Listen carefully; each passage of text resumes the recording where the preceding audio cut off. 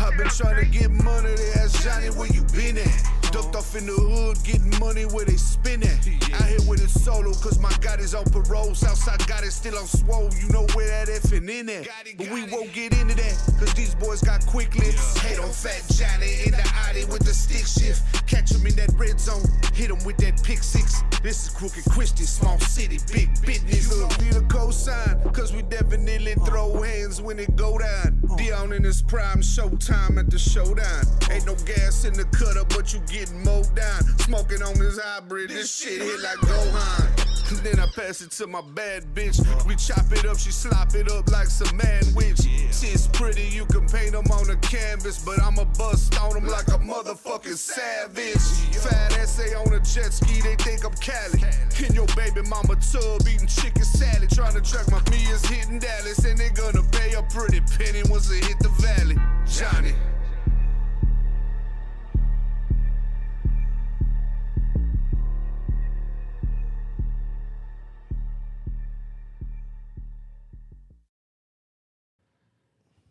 Yeah, you that's what you should rename the Yo, we in the building. It's your boy Loud. This is episode 11 of Trill Talk. We're gonna always kick the truth, speak the real, and keep it Trill.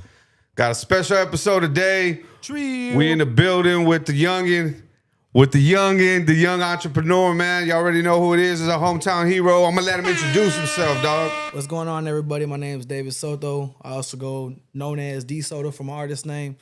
From Corpus Christi, Texas, born and raised throughout my whole life, 25 years of age. And it's going down. Yeah, we had to get my guy in the building. A lot of people been hitting me up, trying to get on the show, and he had hit me up early, man. So I always kept it in the back of my head. I gotta get homie on. So when he hit me up, we had to do it, man. So we got a special episode today, man. We're gonna get in touch with the homie D. We're gonna touch on different things, because the reason that if you're on this show, man, I'm telling you, you're on this show is because you have more than one faction with your motion. You show some entrepreneurial type spirit. You're doing something in the community, and you got some motion going on, and you're utilizing your motion. So that's what's gonna land you on this show. So today, my homeboy Dee oto, we're gonna call him Dee oto, but y'all can call him Dee oto because he's wearing this motherfucker. You know what I'm saying? The way it's supposed to go. But right now, I'm sitting down with my boy Dee oto, and actually, this is my homie's cousin, man. Shout out to Eugene, my homeboy Eugene ET, man. That's my guy from the South Side, man. This is his kinfolk. So we're gonna treat him like fam today, man. That's my pre-uncle now, you know? Yeah, right. What's up, ET? So, man, for those of you that don't know and are just now tuning in and are just now gonna start following, what was your younger days like? See, I grew up, man. I grew up in two different spots growing up. We grew up on right behind Moody. But you're from here. You're from the city, right? Yeah, from the city, from on the west side. And we grew up right there on Prescott. Oh, shout out to Prescott. And I was going back and forth from Prescott to Robert Wilson. Yeah. And going back and forth, and I ended up going to Robert Wilson, which is a better school, but they ended up kicking me out because they found out where I lived. I was getting too much in trouble. Oh, shit. So they sent my ass back to Prescott, and I just rode it out there.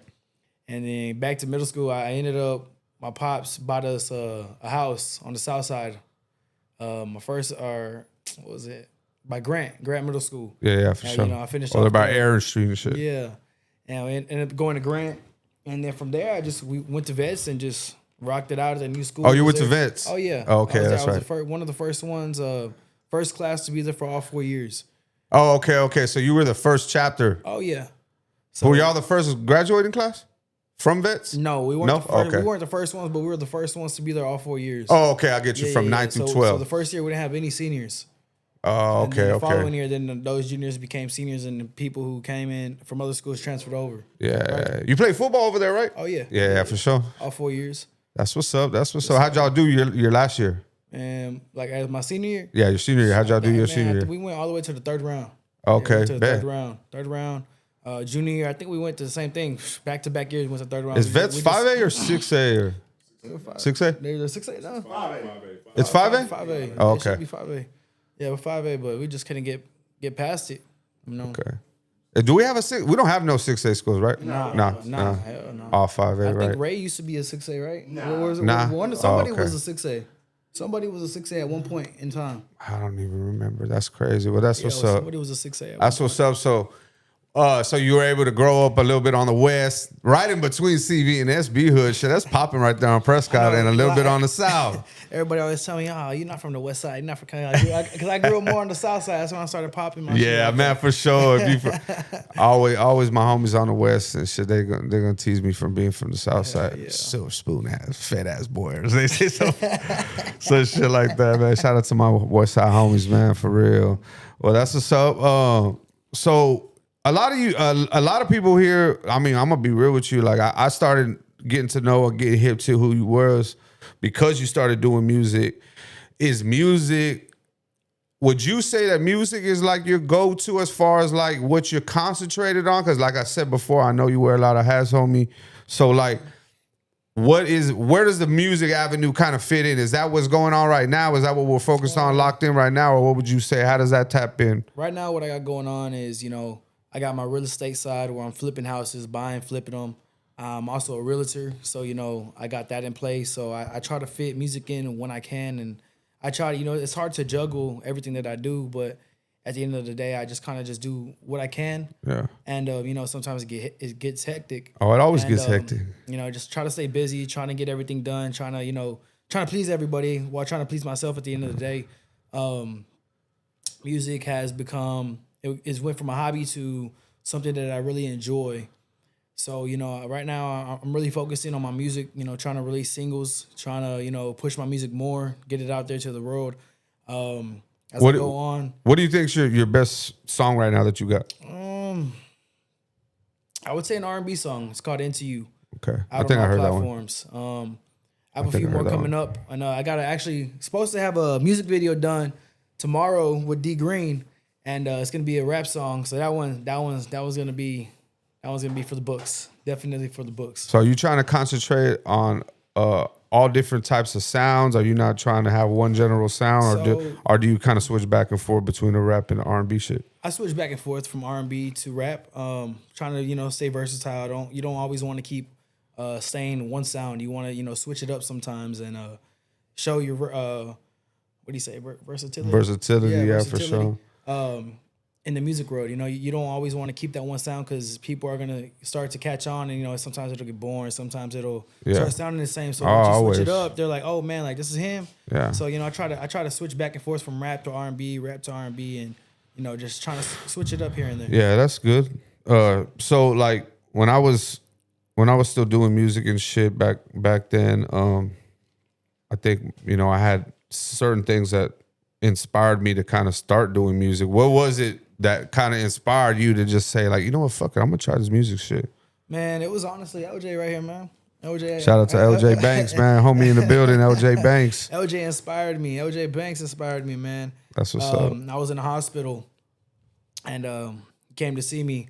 My incident happened about like 2 years ago, and I just couldn't really. The football was up for me.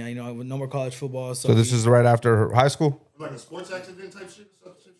Kind of like that, yeah. So I was in college playing ball, had to get some back surgeries, and things just went left.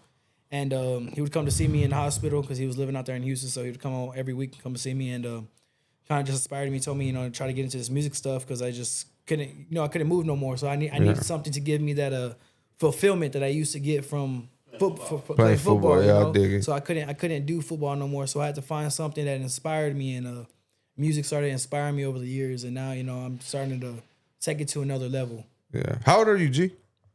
25. Oh shit, man. So you got the world in front of you, dog. I mean, I knew you were young, but Because yeah. in high school, y'all was live in football. And it was like well known around the city. Were there like any major like offers coming your way? Man, when you're recruiting? So D asked if there was any major offers coming his way in high school because they were live in football. And I had a lot of good offers. I think I had about 5 to 6 D1 offers. In total, I think I had about maybe 12 to 13, I can't remember. You know, What position were you playing? and I was all over. I played quarterback, running back, receiver, everything. Oh, you shit. So, Okay. versatile. Damn, that's what's up. So That's what's up. I enjoyed it. I had fun, you know, but I did a couple of mistakes where I lost my D1 offer when I had committed to Lamar University. Ended up going D3 to Mary Hardin Baylor. Stuck it out there first season. Just didn't like it. Oh, it is. It was, but it just wasn't. It wasn't necessarily what I signed up for. It was very different scenery than what I was used to. I'm not saying college is. It was not that it was too hard for me to where you want to quit, and it just the coaches there were different. It was just a scenery that was different. It wasn't what it wasn't what they presented to me. So Okay, I get that's it. what it was. Very very different. Man, that's gotta be a lot of weight on a young guy's shoulders, because you're kind of you don't necessarily have these expectations, but you have these expectations, and you've been working so hard for this one common goal, and then when things don't work out the way that you thought they were gonna work out, man. How does so basically you basically bounce back, but you bounce back in a different direction, and then that's where the music came into play. So would you consider that the defining moment in your life? It kind of shaped. You said it. You were talking about you made the decision, but did that help shape you as an artist, as a person? With that moment right there where you had to come back from surgery, or was there another event in your life where you were like, you know what? You had to come, because everybody has their rock bottoms. You know what I'm saying? Sure. Yes, you think that was your rock bottom, or do you think that there was a different time in your life where you were like, laying there in the hospital for 4 months straight was kind of rock bottom. 4 months, okay, shit. 4 months, man, just fighting for my life, from kidney failure to coding blue to learning how to walk again to So talk about that a little bit, because I'm not hip to what happened. So if you could speak on what happened, what ended up happening, how'd you get? I went in for back surgery. It was supposed to just be in and out, and I had already did it once. Went back again because the disc that they put in to replace came out of place again. So what happened was they went in, they hit my main artery, started bleeding out. They tried to stuff me with So during surgery, they hit your artery? Oh yes, sir. Oh fuck. Yeah. So when they hit my artery, they had to stuff me, and they couldn't stop the bleeding. Oh, So they had to halo fly me out to a bigger hospital, which led to me being in a coma. I was in a coma for I think 15 days, I believe, 15 days in an induced coma. And when I finally woke up, it was just felt like a big dream. I couldn't remember too much. I couldn't just remember just waking up in the hospital and just seeing my parents. I thought I crashed my car, telling my dad I thought I crashed my car. And, from there, it was just being in there was a very hard position for myself, because, you never think that it can happen to you until it does. And it was a very defining moment for myself, being as young as I was. I think I was maybe 23 at the time. 23. And, just having everything from playing college ball, still trying to play college ball, and from running to walking to working out to having to learn how to walk again all over again. And, I actually, I only have one good lung. It's hard for me to just even speak, talk, it ruins my daily routines on what I was used to. And I've had to train my body in different ways to get to where I need to be. And, it was a very defining moment for myself, because I had to take a step back. I took a step back to really understand life for what it's worth. For sure, bro. Now I try to tell my friends, like, you can be here in 1 minute, gone the next, just like that. And, I never really understood it until it happened to me. And I felt like, God was telling me, if I would have kept going on this road, I was drinking a lot, partying, doing stupid shit. Something worse could happen to me. Yeah, but he did this to stop me and really look back on life, to show me that there's more out there for me. Yeah, for sure. And, I just had to step back and just really just be there and, intake it, as a person. Yeah. And I think that was a very defining moment for my life to, I need to make a change. I definitely need to make a change. And, I've seen it. From my pops to me, to my family. it's been a big change for me on how I view things in my eyes. Yeah, Every day I wake up, I try to see life differently. In a Yeah. sense, I see life very differently now. Yeah, I know you ain't lying about that shit because it's crazy because when I was 19, I went through I got in a car accident, real bad car accident, and I couldn't use my right arm for like a year. So I know what you're talking about, bro. It's something about being injured and not, when you're usually a strong person, like, you were obviously a good athlete and you were always strong, to being limited and feeling, weak, it gets you depressed, bro. Oh, for you, sure. You get depressed, bro. I was Something very about that depressed. recovery time is depressing as fuck. Oh yeah. And so I know what you're talking about, and that actually is one of the lowest, times I think that I went through in my life. So that I know that bounce back is crazy.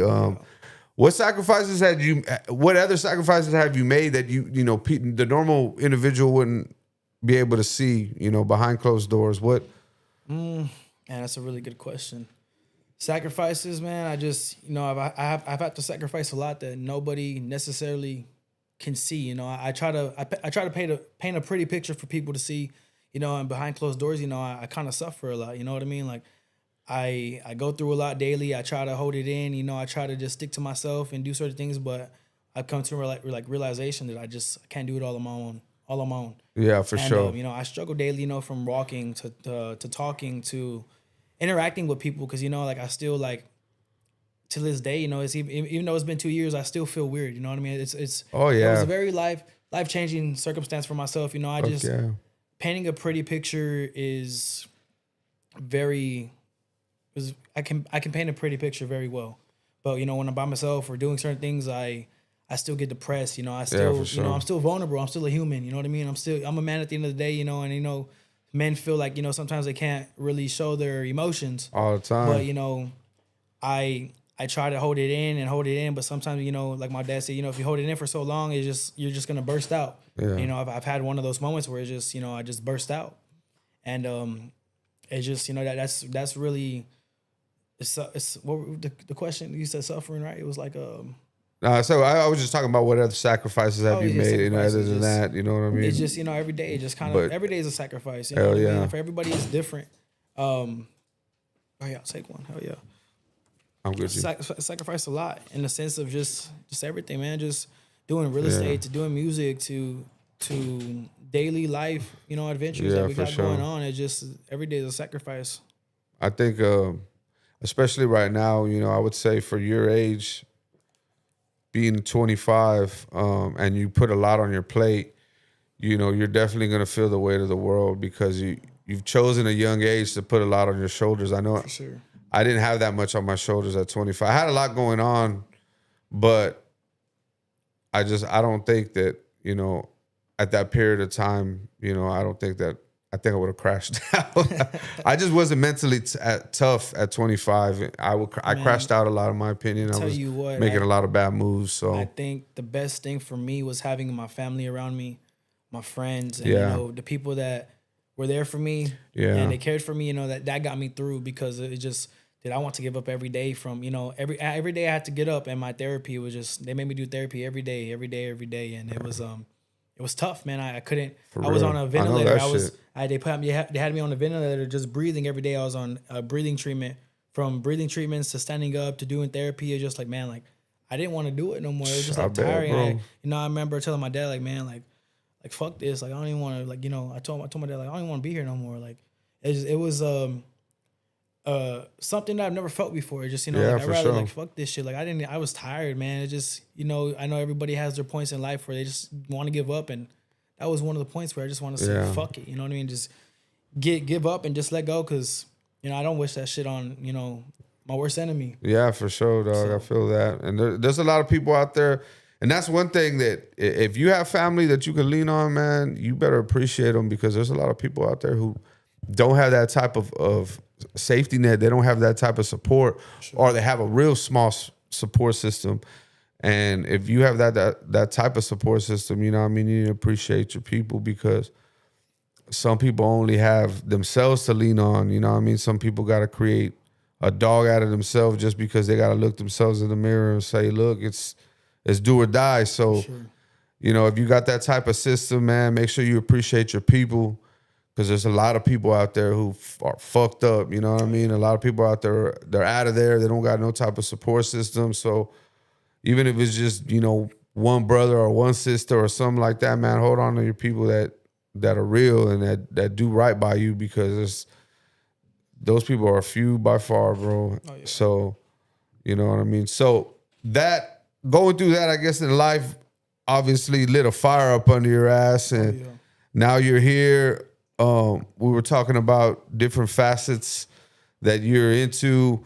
So one thing with the music, obviously, we're gonna keep the foot on their necks and keep the gas on the pedal right now. Would you say you're the forefront face right now of the music scene right here in the city? Man, honestly, well, I mean, how do you feel? How do you feel? I mean, because in my opinion, there's probably, you know, 3 of y'all that are kind of cocky. Me wants to say yes, humble me wants to say no. You know, just know my place, and you know. Well, I mean, you're working. I'm working. You know, I work. You know, I do a lot. I pay a lot for my videos. You know, I'm constantly working, constantly getting music done. I'm constantly in the studio, constantly, you know, traveling to Houston every other weekend to get, you know, videos done. Yeah. I'm constantly putting in the work that needs to be put in, and you know, it doesn't go unnoticed, because I had a lot of people tell me, like, you know, every time I'm out or doing something, they see me, they say, man, keep the music stuff going. Yeah. You're doing your thing. And, you know, I just learned to just stay to myself, you know, stay in my lane, do my own thing, stay out the way, and just work. Yeah, you know yeah. I mean? Just give you some advice. Your daddy owns a club, right? Yeah. You should be performing one fucking song every fucking Saturday night. Every fucking Saturday night. I agree, but if you one song, one song, not a whole set, just one song every fucking Friday or Saturday night, so they know we're going to at least see him once. But you know what, D? You'll know when that you make that song. Oh yeah. When you make that song, I got one. You know what I'm saying? If you got it, hold on till you release it. Because in my opinion, this is my opinion from an old cat who's been around the alleyways and seen it. They don't want to get watered down with something that they're not totally into. Don't water them down. Like, don't try to force something upon them. Not that you even make that type of music, because your music is real welcoming to the ear. So I wouldn't even say you probably wouldn't even have that problem. So you probably could take D's formula. But what I'm saying is, when you have that one and you'll know it, then you could jump into something like that. You know what I mean? So I think that's a perfect idea. I know he has it. You know, I try to use it in my advantage, but necessarily I haven't really tapped into the city like that. You know, I used to, you know, do a lot of different things, but now I just like staying to myself. Like, you know, I just like staying out the scene. I don't like really being in the scene unless I have to be. Yeah, and that's the law of power, bro. That's the law of power. But here's the thing. Here's my opinion. If anybody could do it, he's one of those guys that could do it. You know why? Because I don't think people get tired of him. You know what I mean? I don't think people will get tired of him. And I think that comes with, for one, you got to be, I don't know. I like certain kinds of people. So to me, you got to be a likable person. In my opinion, a lot of rappers aren't necessarily likable, bro. You know what I mean? I like me a genuinely cool guy. That's just my opinion. Yeah. I was never like that. I was the opposite. So here in my older years, I'm like, man, I wonder if things would have went different for me if I was inviting instead of repelling. You know what I mean? Sure. I feel like you get more with honey than you do, you know, vinegar. So in my opinion, now that I see somebody who's like that, then I feel like you guys should use that more to your advantage. Like, that's why I kind of frown upon the drill scene now. It's because, like, the message that is repelling, bro. You know, that they shoot off is repelling. I feel like now in this era right here of music that it invites is getting more love. Facts. That's what I feel. And I think, my bad, I mean, no, go. Like, I'm done. Like you're saying, a likable person. I think everything kind of fell into place because after I went through what I went through, that's when I started changing the way I view things, and that's when I started changing the way I am, who I was as a person. You know, before that, you know, I was I was an asshole to people. You know, I was an asshole to everybody. So was I, bro. I I'm still an asshole. But I didn't necessarily care what people thought of me, you know, and I still don't. But I approach it differently. I handle it differently, and I think it kind of just all fell into place because now it's just like now I'm doing the music. Now you know I have a different mindset, so it leads to me being a different artist, me being more of a likable person, and you know. People kind of, you know, tend to see the old tendencies of me, but they never really see the new tendencies. So when they see me now, it's like, oh man, like, you know, you've changed a lot. yeah. So I think it all fell into the right place at the right time. Yeah. That's what's up, man. I'm here for it. So I'm but low key and you know, maybe I'm not the type of I got a lot of shit going on, so I try to show love when I can, but here in front of the camera, I'll tell you, I'm support you, bro. I'm pushing for you.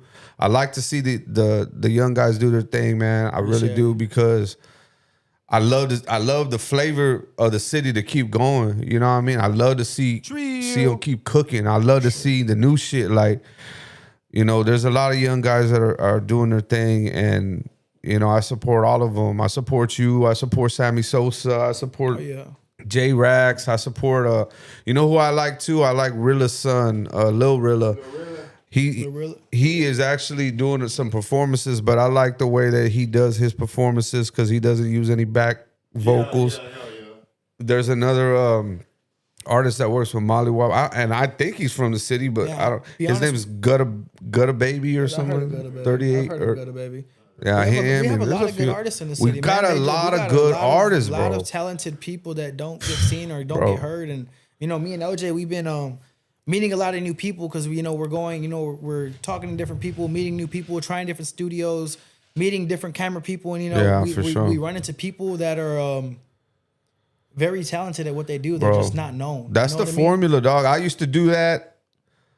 For my brother Gotti Green, but he used to do that, and that's where I got the formula from. We used to mix the sauce around with everybody. Man, Gotti can rap his ass off. You never know who you're just gonna run into, and it's always good to build your network. You know what I'm saying? Sure. It's always good just to have a big ass network.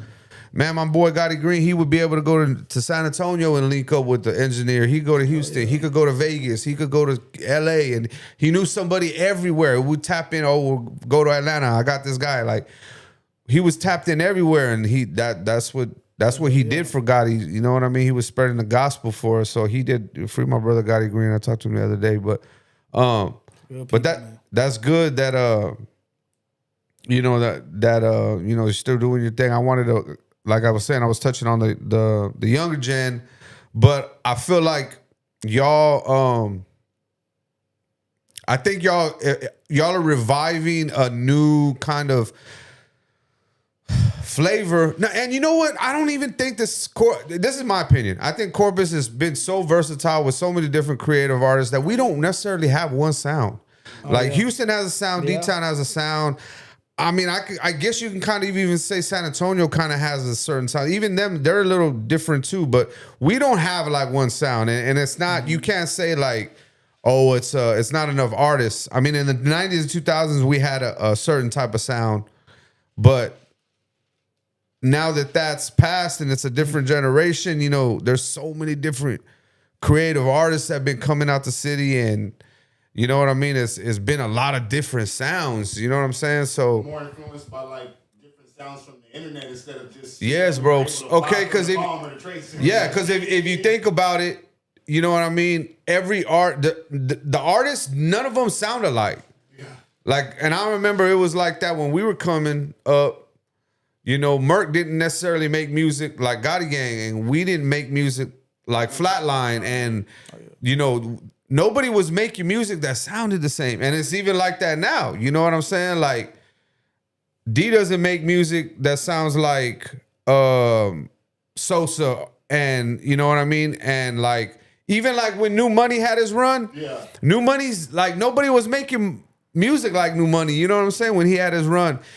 And like, when Muddy had it, you know, they were having their run right here. They were making different. They had their own sound. It wasn't like, you know what I mean? Muddy was rapping, bro. You know what I mean? Like, he wasn't singing, and like, so he was doing his own thing. Everybody kind of has their own flavor, you know what I mean? So like, I think I just love the way every artist makes it a point to try to stand out. You know what I mean? And do their own thing. Oh, yeah. And I'm always gonna push for the city. It's always gonna be city love. It's always 361 over here, Corpus versus everybody. So I'm always gonna push for the hometown heroes. Trill. H-Town, I love y'all. Vayuco, I love y'all. D-Town, I love y'all. But it's big 361 on this side. So I'm always gonna put the hometown heroes. And I love to see you guys do your thing. You know what I mean? I want to keep seeing it. So let this be a what do you call them? Fucking call to arms, or what are they? I don't know what they call it. A call to action. There you go. A call to action.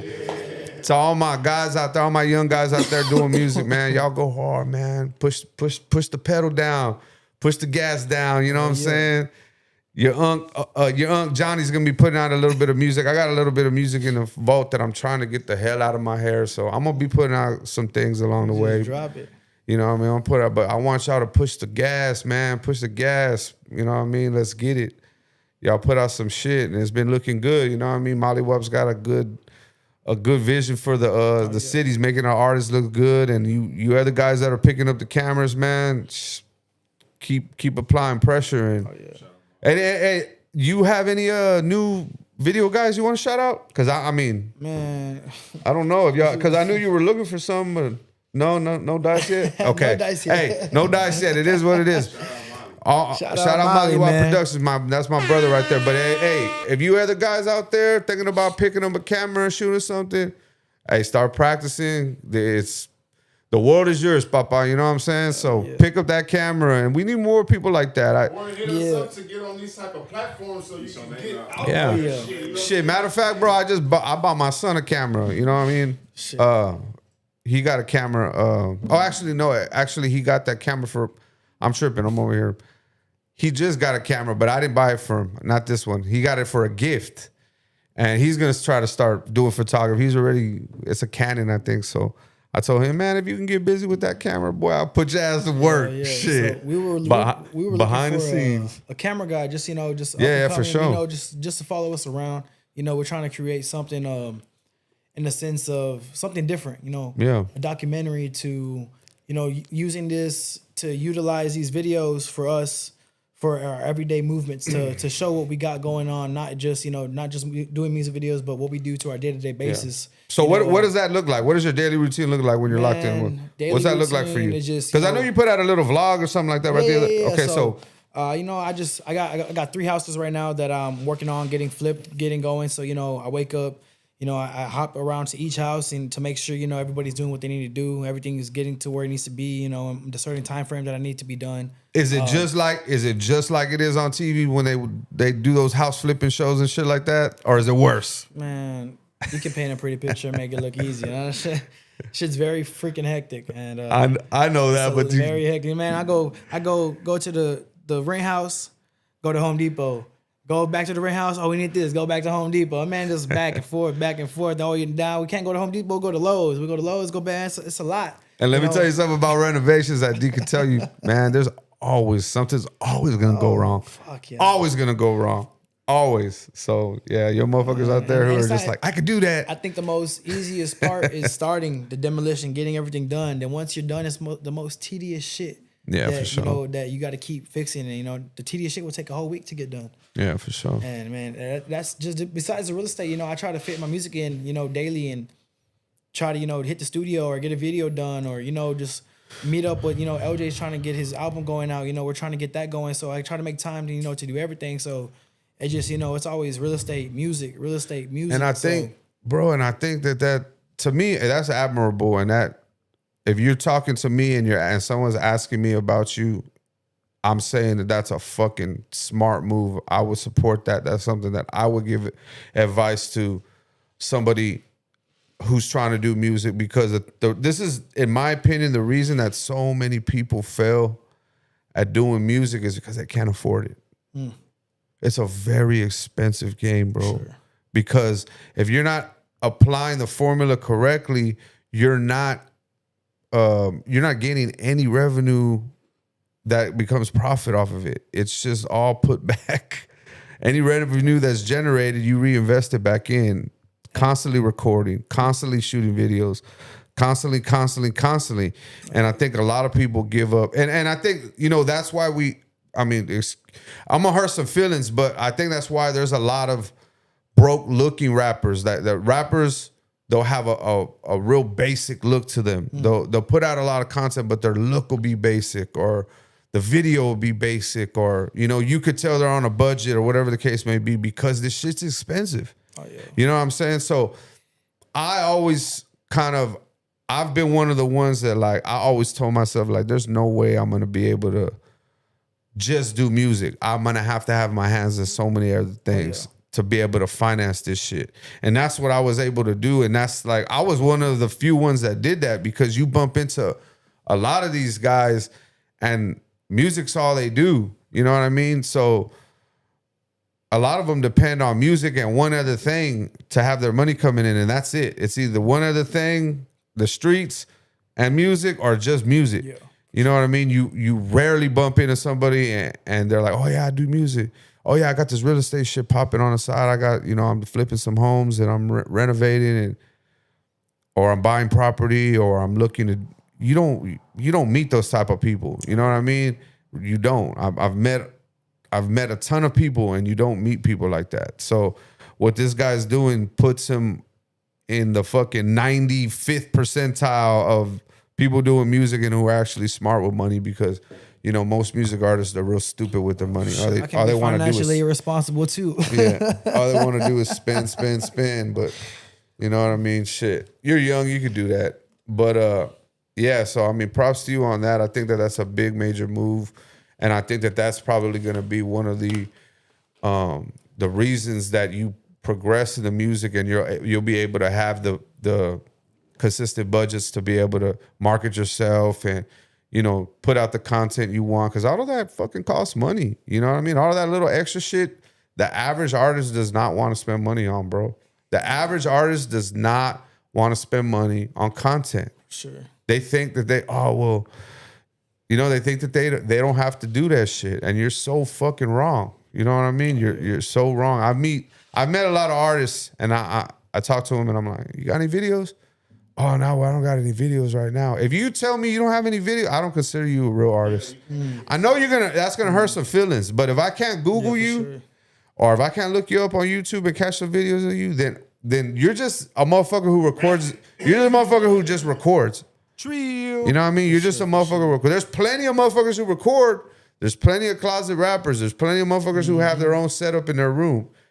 And there's plenty of, but if I can't find you on Google, you know, you ain't on Spotify, you don't got a music profile, you don't got no videos on YouTube, like, how can you consider yourself a real artist? I be putting Molly to work, because I know he'd be offering, you know, one place or two places for, you know, what he's charging, right? But I'll be like, nah, man, like, we're gonna do 4 or 5. I'm gonna have 2 or 3 different outfit changes. I need to be here. We need to do this. We're gonna get these cars. We're gonna do this. So I put him to work. Like, you know, I set out to a thing to where it's like, I tell them, like, this is what we're gonna do. This is how we're gonna do this. You know, I don't want to just stay in one spot. Most artists just they're recording. They just record in one spot. Yep. You gotta get like a director. Like, you know, I use Sir Davis. I use SD. You know, I'm like, hey, I want to direct this. Like, he'll be like, all right, cool, give me 2 weeks. Let's do that. So we'll direct the video, and then we'll get it going that day. And, you know, we'll spend. I'll be like, hey, 45 hours. Shout out to SD. He's a fucking creative motherfucker. So 45 hours, man. I'll be shooting my music video for a minute. You know, I really take my time, and, you know, I got to, if I'm gonna do something, I'm gonna do it right. Yeah, for sure. And not just, you know, do half-ass. You know, I try to do something, and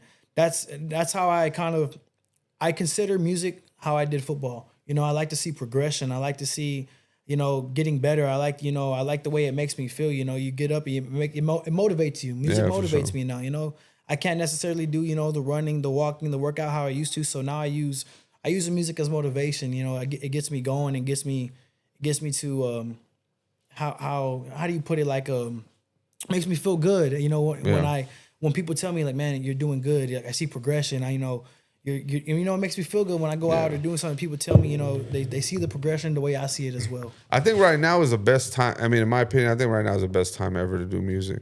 Sure. I think music, especially hip hop right now, hip hop is so. There's so many different fucking sounds. I heard a fucking Asian chick today rapping her ass off. What's her name? Young G. She was rapping in English and Japanese, and she fucking sounded good, bro. She sounded so good, and I was like, what the fuck? My homeboy, your cousin, Lawson, sent me that shit. And I was like, bro, this shit sounds badass, dog. I just heard so many different types of music now, and like we were talking about earlier, the underground shit. Shout out to my stepson Aiden, Underground Ostrich. But the shit he puts me on, like Netspin and the Too Slimy Dude, and all this crazy shit. I'm like, bro, this shit is fucking crazy.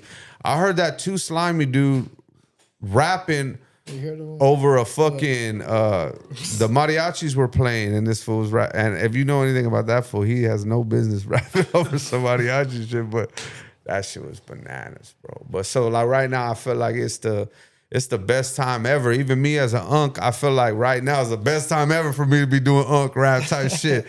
Man, there's one. What's that one dude coming out of Houston? Quiet Money Dot. Yeah. Is that what it is? Quiet Money Man, Dot, yeah. He be going off. He does, you know what I'm He's saying? So that's why I was going like, man, this fool, you know what I mean? And I still do a little splash here and there. So I'm like, man, this fool's doing it, you know what I mean? He's coming down and coming through. I don't come down and come through, but you know what I mean? I'll come down and come through every now and then. So I gotta support him. I still jam my screw, you know what I mean? So I'll support him. It's crazy, man. Fucking but I mean, right now, music, yeah, like I was saying, I think it's the best time ever. You know what I mean? Anybody right now with the availability of just so many venues on the internet, anybody has the ability to go viral. You know what I mean? Anybody. We got so much. You know, we got TikTok, Instagram, yeah, bro, Facebook. You know, there's no reason why. I think mostly they just, you know, you don't think about it. You know, if you post 3 to 4 or 5 times a day, you know, it seems like a lot. Yeah. But it's just the more you put yourself out there, the more you're gonna be known, the more people are gonna see. You know, those first 4 videos might not get hit, but that last one might get the views. You know, I remember seeing this perception. It was like 1,000 people may not seem like a lot of views, but if you go into Brewster Street, you know, that I don't know what it holds, how much the max is, but if you see 1,000 people out there watching you, it's gonna be a big crowd. You know what I mean? So I think each video you post, you know, you gain. It's not always gonna be. It might be some of the same streamers, the same followers that you have, but each view is gonna be somebody different. Yeah, so for sure. At the same time, you know, you never know who's watching. Yeah, you know, for sure. So I think that's a really good thing, you know, that we have nowadays that they didn't have, you know, back then. Nah, fuck So no, bro. it's a lot. You can do a lot now with, you know. I've been doing just music fucking with your phone. Shit. Fuck yeah, you could tear it up with your phone, man. I've been doing music since a little bit before MySpace, and I remember when MySpace came out, and MySpace had this shit called MySpace Music. It was a music. I didn't even know that. You could do a page, bro. You could do a MySpace music page, and that was like my first taste of like play counting and seeing songs, aka do good. Oh, my song's doing good, or gaining plays, or gaining traction. That was my first taste of that, bro. So that was like my first introduction to recognizing what your fans like responded to, and like what kind of sound you would produce that they really adhere to and shit like that. So nowadays it's like they want to reach out and fucking touch you. They want so much of it. You know what I mean? So it's crazy the progression that's happened in fucking 15 years. You know what I mean? 20 years. The progression that's fucking happened. I want to pick up on what you just said about what people, what would you say, what people pick up off you? Like they want to reach out and touch you now, man. They want to. Before that, you had said about what they liked from you. What would you say? Yeah, like when we were putting out the songs, it was you were being able to first get the taste of like what people adhere to as far as like your sound as an artist. So, I want to pick up on that. You know, I've released a lot of you know, maybe I think I released like 4 or 5 rap songs, but the minute I released the R&B song, man, and I did some like good reels to it. I know you ain't lying. The R&B hit, man. I think I hit like total. I think with the 3 or 4 videos I posted with that one R&B song, Into You, I think I hit about 150,000 views on TikTok for 4 different videos. And I'm like, man, like, you know, I'm just like, man, they like the more the R&B than they do the rap. So let me ask you a question. Did that kind of low key? Did it kind of upset you? Yeah. I ain't gonna lie, dog, because I tell you what, bro, when I would be off trying to mathematical equations spit it. When I would try my hardest with those type of songs, I would get like minimal response. A song I probably rewrote the verse like 4 times. But when I go into the fucking lab and do some silly ass simple shit, bro, that shit would be my homeboy that I've known since I was 5 call me and shit. Bro, that song's lit. Like, I'm like, bro, gee, I did that off half a bar, like 6 Heinekens. Like, what? As an artist, That shit would piss me off. Being that you got those views from that R&B song on TikTok, that didn't make you think, well, hey, maybe this is my lane? Hell yeah, I bet it did. It did. But I also like to rap. You know, I like to exactly. keep it. I'm not just gonna keep doing R&B. Like, you got to give them something. Everybody not gonna like what you make, but you can make somebody for something to like. Yeah. So I can make a rap song for them to like, but they might not like it, but they're still gonna listen. It's gonna be you're always gonna have a different audience. So you can have an R&B audience, a rap audience. You know, it's just whatever. You just make what you like at the end of the day. You know, I think you just got to make what you like and how you want to do it, and worry about what they like later on. It don't matter. You know, just keep releasing it. See, if I was a record label, I would come in and try to capitalize on your sound, and I would be like, everybody loves the rap, the R&B version of you, D. Let's push for that. Let's go. We're going to aim at the ladies, the young ladies between 18 and 25. And and then they're going to keep wanting you to make the same song over, but different versions of it. Two-part question I had. So whenever you said when you would make some simple shit, that's the shit that would take off, but you were over here making these hard-ass songs. Yeah. I'm pretty sure you didn't want to fucking just start making simple shit. No, what happened was I clicked. And I told myself, okay, every so many songs, you got to do some simple shit, Johnny. Like, this is just what it is, fool. So that's what I started doing. And it was always the funk. Like, I had some, bro, it's just always the simple shit. Well, I was just talking about some trap shit and that shit's hard, dog. Like, bro, I made this fucking in like 30 minutes, dog, and fucking recorded it in 30 minutes type shit. So you just got to do that as an artist. So I feel him because I was the same way. You know what I mean? I kind of like, motherfucker, why you like this simple ass shit? But they love the simple shit, bro. People like what they like, dog. And what I noticed is that people want to be able to repeat your lyrics. Or relate to you in a sense. Yeah, they want so they could relate to you. Yeah, they could feel you. That's why motherfuckers love Drake so much, bro. People love Drake because Drake allows for you to, the beat's slow enough. And he's rapping witty, but simple enough for you to be able to repeat all the lyrics.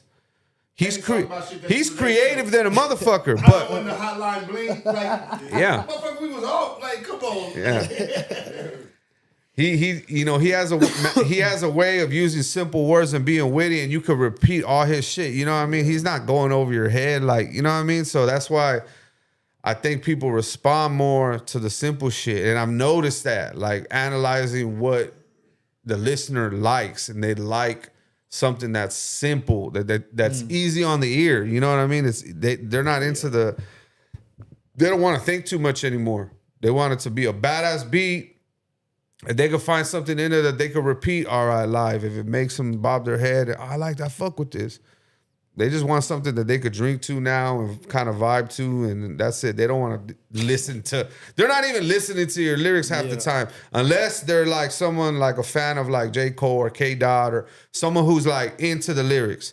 If they're into that type of genre, then they're gonna listen to your lyrics. But that's a very small percentage of fans these days, in my opinion.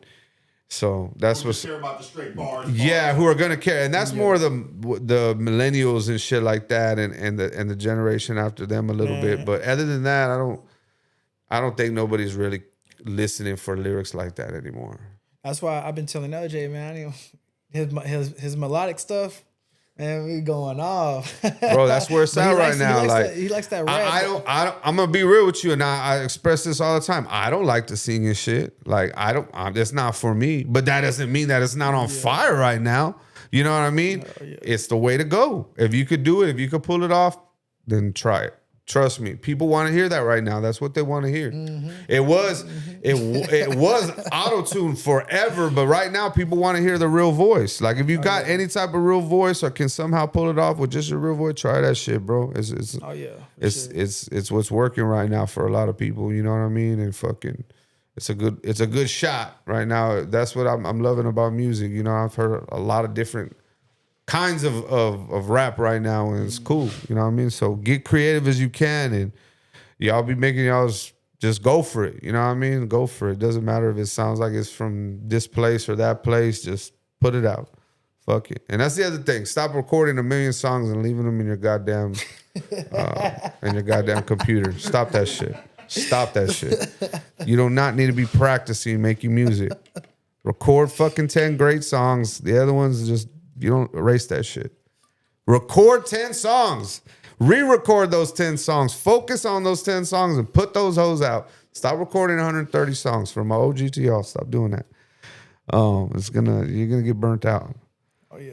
Hell yeah. So what else you got planned for the rest of the year? I know you said you were gonna try to do a little bit more vlogging and try to put yourself out there as far as like for the people to see behind the scenes. But other than that, what else you got going on? The end goal for this year, is to really make a name for myself. And, not just make a name for myself here in the city, but make a name for myself worldwide, globally to people that don't know who I am.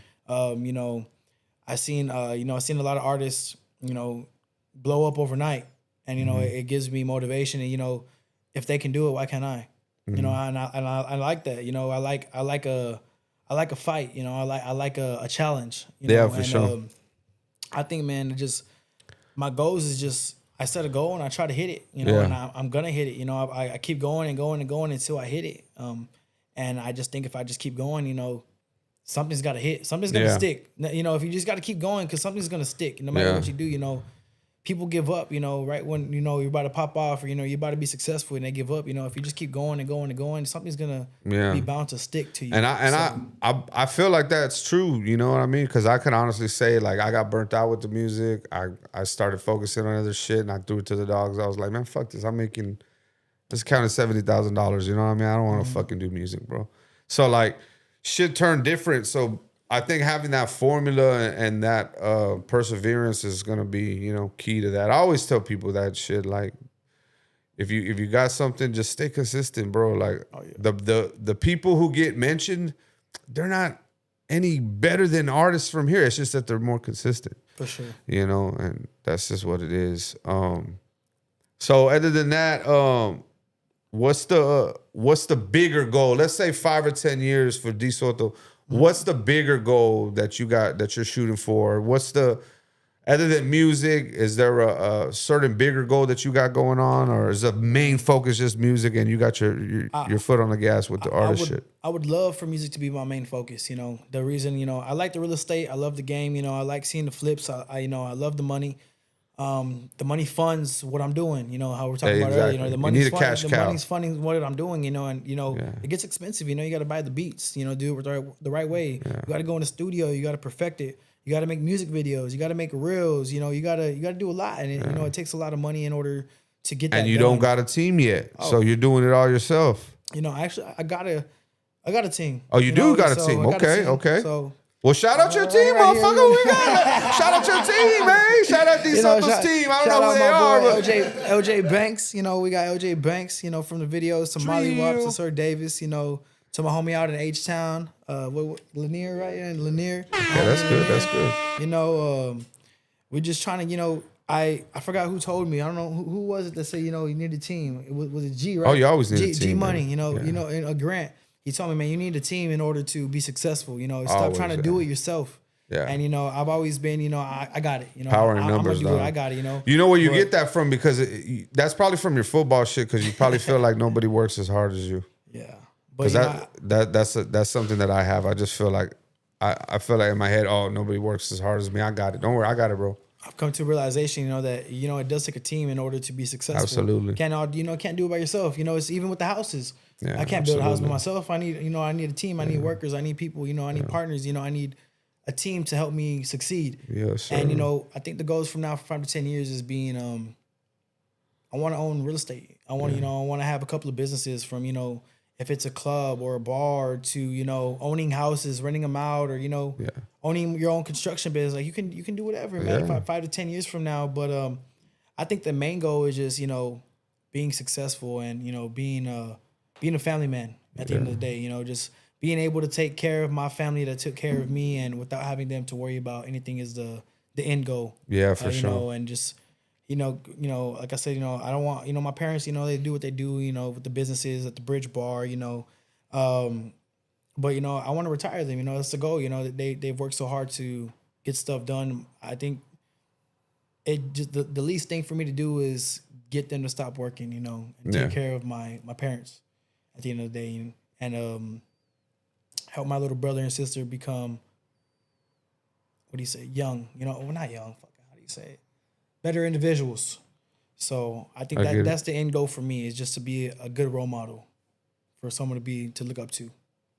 Do you think that right now would you consider yourself doing that? Do you consider yourself a good role model? Because I remember when I was young, it was hard for me to accept that role. I think, everybody has a different version of me.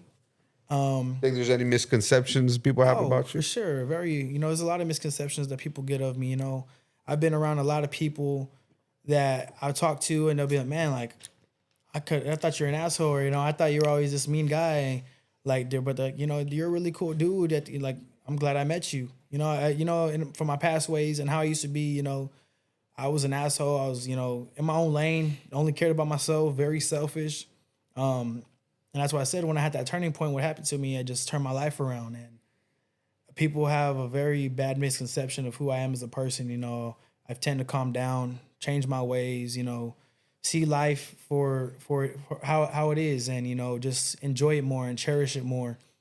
And when people meet me, it's just like, man, it's a whole different energy. Yeah. So I like that. It gives me it warms me, because it makes me feel like, I am soft at the end of the day. You know what I mean? Like, I have a soft part to me that people don't see. So, like I said, gangsters need love too. I feel but that, not man. I just feel like everybody gets a different D. You know what I mean? Like, everybody gets a different me. So, and it's not just for me trying to change my ways, but I'm just different ways with different people. Yeah, I feel that. So right now, a lot of times we talk about a lot of different things right now on the show.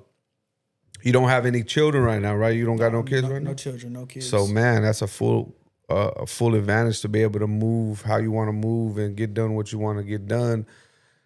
I think that's a big advantage when it comes to wanting to move around how you need to move around when it comes to business. I think that's something that's really difficult as a daddy that I gotta consistently always keep in mind is my scheduling, because I got kids, so I can't move like that all the time. And I think that's when someone's in business and they don't have any kids, I think that's a badass advantage they have over everyone else. So props to you right now. No misses in the TV screen yet. No misses. My girl, yeah, I got my girl. Yeah, okay. So you girl. locked down right now? Oh yeah. Okay. We've been on and off for 11 years. And 1,100 fans. Well, that's good now, man. I think it's always behind she's successful been there, men are good women. If you've been with a girl that's she's been there that for long, me through my that's worst good. time. So That's what's up. Okay, I appreciate her. Shout out to her. You know what I mean? It's always important. I mean, and I push for. I'm like that, man. I'm hard on my women. Any woman that I'm with, I'm hard on my woman because I'm real with it. I'm strict with it. I don't give a damn what they say. Like, I'm the motherfucking prize.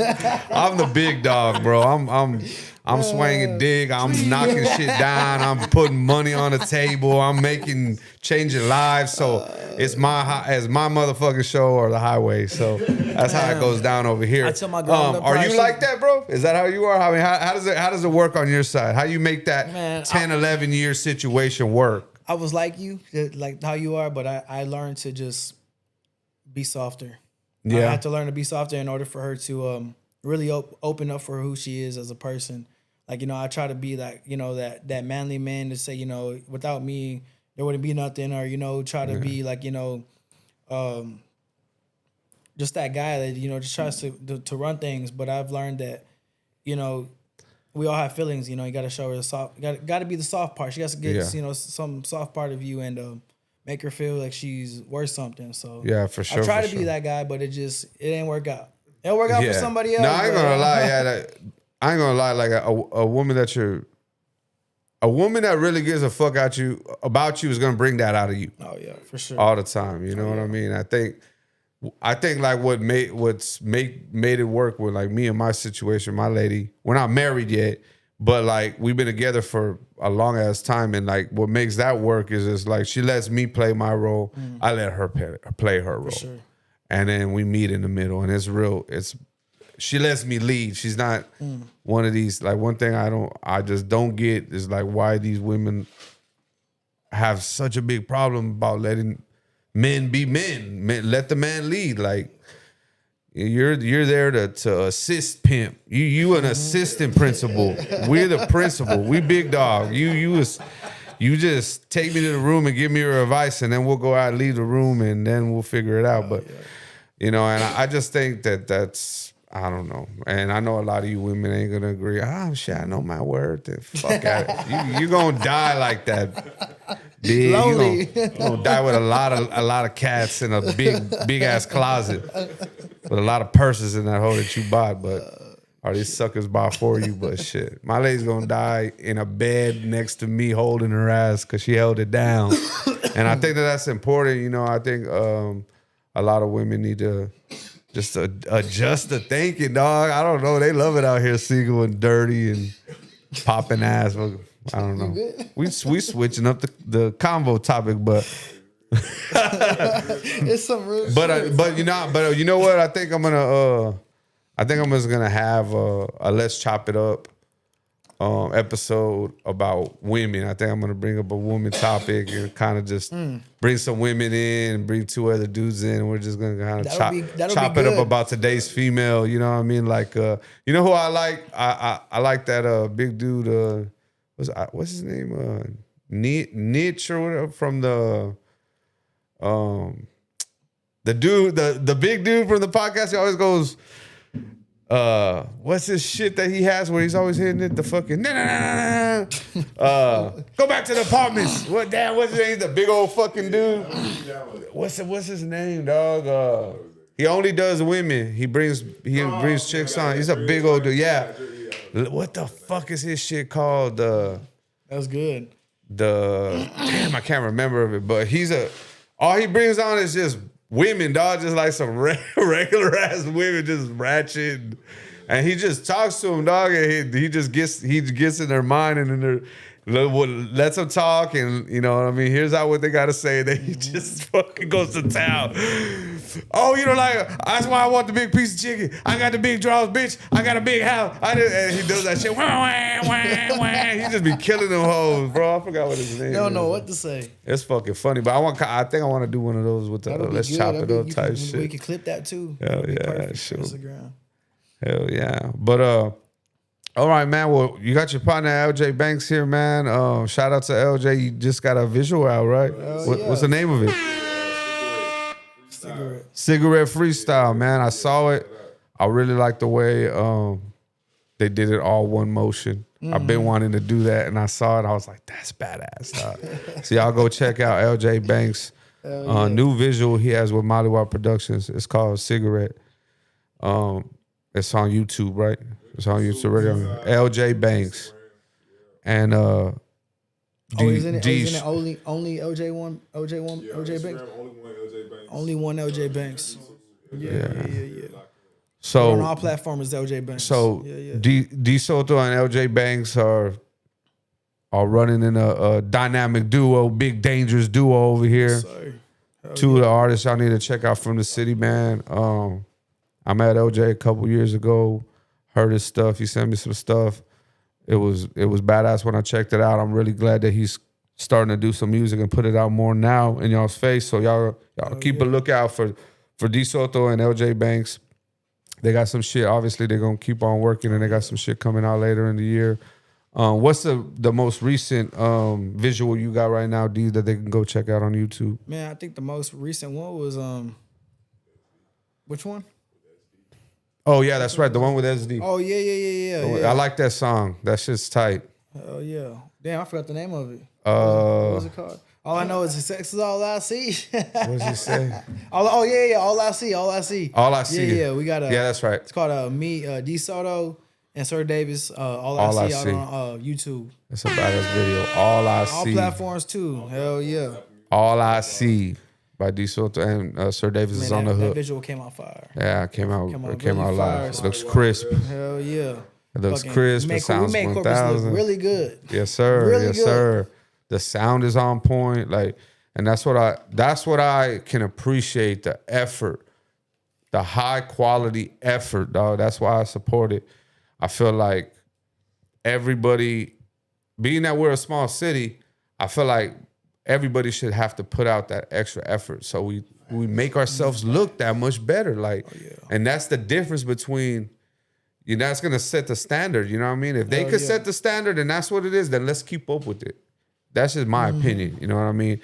I think that's one of the reasons that, people who kind of keep a name for representing the city, that's what they do. Oh yeah. So on that real quick, because I've always said that you probably the fucking first person that has ever spoke on that. I've always felt like people have felt like since we from Corpus, yeah, my shit don't gotta look as good as people from Houston, or I always call it the Corpus crutch. You felt like you go half-assed because you from Corpus. And you said what I've always said, nah, we from Corpus, so your shit gotta look better than them niggas from Houston shit. You know why, dog? Because niggas from Dallas shit. you know why? Because that comes from motherfuckers who have an attitude that I ain't gonna rack up, boy. I'm gonna act up. You know what I'm saying? So like, man, if I feel like a man bleeds just like me. If he could do it, I could do it. But not everybody has that type of mentality, bro. When they're limited in their ways, limited in their finances, limited in their motion, limited in their resources, and limited in their drive to want to be more than what they are in their little bubble, bro. So people don't, people got to bow down to what's greater than them, and not everybody's cut out for it, bro. So I feel the C+ effort. I feel the motherfuckers that put the C+ effort out, and I try to show love to a lot of people that put out C+ effort. I'll throw them a bone here and there or whatever the case may be, but they always got an excuse, or they're not gonna, you know what I mean? It shows me they're proving my point, basically. You know what I mean? I'll try to throw people bones that I feel like put out C+, but they just stay in their bubble, bro. Stay recording in their little area, doing their little thing, and talk about it, but it's never, you know what I mean? Doesn't ever come to fruition. And I've always been one that's like, we got to make it look the best. You know what I mean? And I got that early on from like, I always had like a attitude of like, if they could do it, I could do it too. Oh yeah. You know what I mean? So like, once I actually, because when I first started rapping, Green was my cameraman, bro. So Green was an artist, period. Always was an artist. Motherfucker used to make his own clothes. He was a graffiti artist. He was a fucking rap artist. He could draw, all sorts of shit. Like, so he got the camera. He already creatively knew what he wanted to see visually. And then we linked up with Vendetta. Shout out to Louie and Mike with Vendetta. And when I met Vendetta, they were the first ones to show me, hey, no, bro, we're not just gonna freestyle this video. We're gonna sit down, we're gonna talk about it, we're gonna listen to the song for fucking 3-4 days. We're gonna come up with a treatment. These motherfuckers just tell us what to wear. Okay, you're gonna order this, you're gonna order this. This is what, Mike knew what was hip at the time as far as fashion. Like, bro, I was wearing tall tees and fucking Coogi shorts, you know what I mean? Like, yeah, and trying to shoot a music video. I was in like my first music video, bro. I was in a wife beater, big ass chain, Coogi shorts to my fucking shins, Gucci shoes, like a Gucci belt, just like some random ass shit. Like I was going to my homeboy's house to go smoke, like wanted to pop some shit, like. And so they were like, wear this brand, wear whatever. So that was like the first time that I got a glimpse of, damn, these motherfuckers. They charge a lot, but I don't got to do shit. They're telling me, they were hiring the girl. Like, they had everything. You know what I mean? I just felt like I was an artist. That was the first time I just was, like, able to be an artist. And they were the first ones to show me high quality, you know what I mean, videos, and this is how you have to be a high quality artist. And so I always kept that with me, bro. Like, have you ever like sat down and have a conversation with Louis from Vendetta? I know who they are, but I never really got to see Louis fucking smart, bro. You sit down and you talk to that motherfucker, and shout out to Louis from Vendetta, bro. He's one of like him, Hecht, and Mike, bro. Like those two like Hecht is a goddamn professor of graphics and art, and like he's a fucking professor, bro, of art, that shit. Like, and they were over there at Vendetta doing all sorts of fucking creative shit. You talk to those guys, bro, and they're like some of the smartest people I had met at that time. I was like, these motherfuckers are smart, bro. And it was about videos and color and all sorts of like telling us like, you know, and I had never even put that type of approach, but that's kind of where I got that high quality shit from. And then Louis they were doing that shit with La Conquista, and then now the band's what's the band now? It's called now Machi's band. Damn, I can't remember the name of the band. But they always gave them like a real high quality look, bro. So now when I see other artists giving that effort and putting out that high quality look, that's what I support, bro. And I think a lot of people, and maybe that's why a lot of people wonder sometimes like why I show certain artists love and maybe not other artists love, is because I like to show my love and spread my love to people that are putting in the type of effort that I would put in, because that's the type of look that I want the city to have. And when you catch me supporting certain types of individuals or artists or whatever the case may, companies or businesses, is because to me, in my opinion, they're putting forth the type of effort that I would put in if I was in their shoes.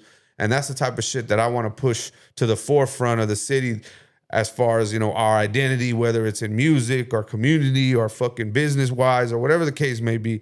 Because I want us to be, you know, looked at and shown on a fucking a platform that makes us look good. You know, I'm tired of being known for just being fat and food trucks and Mexican food, and that's all anybody ever talks about. Corpus is the most obese city. Oh, Corpus got the firest tacos. Like, bitch ass motherfucker, we got some other shit too. You know what I mean? We got some hands for you too if you want.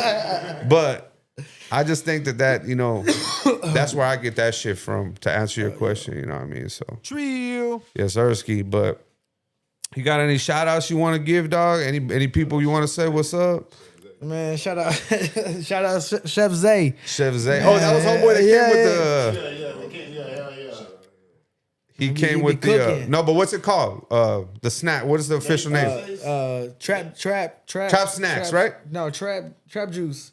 No, he got the candy. No, he has the candy. The Trap Snacks. Yeah, Trap Snacks? Shout out Trap Snacks. What's the name of your shit? He's probably on here, right? Yeah, we got the best candies too. It's a trap what? Man, I didn't see none of these comments, bro.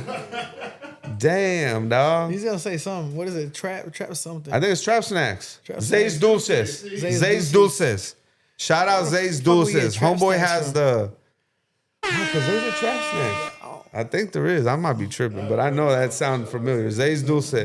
He has the ones I ate was the popcorn was fire, bro. Oh yeah. The spicy popcorn, that shit was fire. You try that. And then I tried the Gushers. Oh yeah. The Gushers were fire. Man, those are fire. Fuck yeah. So y'all hit Isaiah Brosig up on Facebook. Zay's Dulce. That shit was fire. Y'all got any other shout outs though before we go, man? Anybody you want to shout out? Just my family, friends, and everybody that's always been around me to support me, and just, you know, people that were there from the jump to now. So shout out to y'all. That's what it is, man. That's what it is, baby. You know what I mean? Shout out to Beauty Dungeon. I'm gonna give a shout out to LV Boxing Club. As a matter of fact, in 2 weeks, my next guest is gonna be the man himself, the best upcoming boxing coach in South Texas right now, Coach Luis Valladares, a.k.a. Big Coach LV. Yeah, I've known him for a minute. So in 2 weeks, man, I'm going to have Coach LV, and we're going to talk about everything he's got going on with LV Boxing Club, and, you know, give my punk-ass son a shout-out, you know what I mean? Shout-out Dangerous Devin, man. He just won Golden Gloves a few weeks ago, 138 pounds, 15-year-old champion. That's what he said. He said I had the Trap Snacks too, but brought back the original name. Okay. Oh, he had the Trap Snacks too. See, okay. So, AKA Trap Snacks. I mean, no, it's FKA, formerly known as Trap Snacks, Zay's Dulces, you know what I mean? Yeah. But shout out to all the support, man. Y'all make sure y'all tune in on the Ridin High Podcast Network. We big networking over here. Y'all check out all the podcasts we got. The Man Look Show, Ridin High Sports, man. Let's chop it up. Everybody we got. Y'all check the playlist out on YouTube. Yeah. And we're going to start putting out some reels for y'all to check out. But y'all make sure y'all subscribe and hit the like on the YouTube page. Leave us some comments, and y'all check out the Ridin High Podcast page on Facebook. Like that page. We got everything on there, all the podcast episodes on there. And shit, we'll see y'all in 2 weeks, baby boy. It's your boy Loud, episode 11, my man Dee Oto. Shout out to LJ Banks. Shout out to all my supporters out there. It's going down. Trill. Let everybody know they can follow you. Oh, yeah. Social medias, you can follow me at Dee Oto _ I think it's Dee Oto _ on Instagram and just David Soto on the wrist. But all my socials for my music is Dee Oto with the money sign. Yes, Zersky. I've been trying to get money, they ask Johnny where you been at. Ducked off in the hood, getting money where they spin at. Out here with it solo, cause my God is on parole. Southside got it still on swole, you know where that effing in at. But we won't get into that, cause these boys got quick lips. Hate on Fat Johnny in the Audi with the stick shift. Catch him in that red zone, hit him with that pick six. This is Crooked Christian, small city, big business. You gon' need a cosign, cause we definitely throw hands when it go down. Dion in his prime, showtime at the showdown. Ain't no gas in the cutter, but you getting mowed down. Smoking on this hybrid, this shit hit like Gohan. Then I pass it to my bad bitch. We chop it up, she slop it up like some manwich. Shit's pretty, you can paint them on a canvas, but I'ma bust on them like a motherfucking savage. Fat essay on a jet ski, they think I'm Cali. In your baby mama tub, eating chicken salad, trying to track my package. They telling me it's hitting Dallas, and they gonna pay a pretty penny once it hit the valley. Johnny.